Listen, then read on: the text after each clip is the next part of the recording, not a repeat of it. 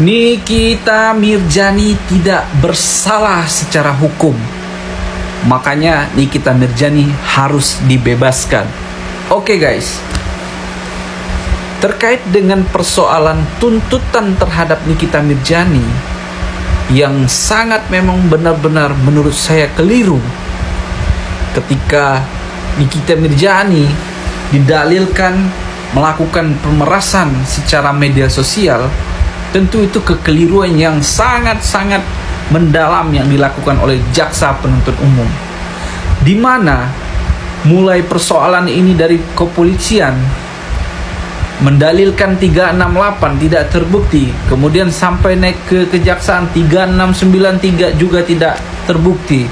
Sebenarnya 368, 369 dengan pasal yang selanjutnya yang dituntutkan oleh jaksa penuntut umum pada saat ini berkaitan dengan pemerasan itu melalui media elektronik itu tidak memenuhi unsur, karena penafsiran di dalam pasal ini berdasarkan pernyataan atau dari penafsiran dari R. Susilo. Jadi R. Susilo ini adalah salah satu orang yang menafsirkan RKUHP dari bahasa Belanda ke bahasa Indonesia. Jadi beliau menyampaikan bahwa pemerasan itu harus dilakukan secara langsung.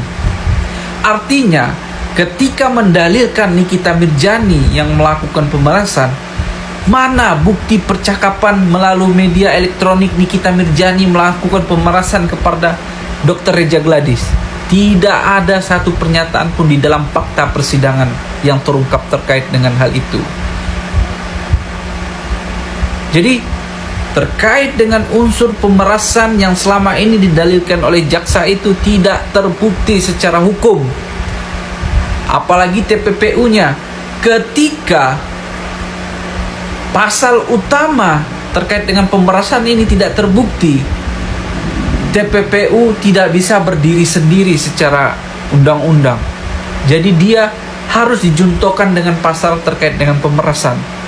Dalam hal ini ketika pasal pemerasan yang didalilkan tidak bisa dibuktikan oleh jaksa penuntut umum, maka TPPU-nya pun tidak akan bisa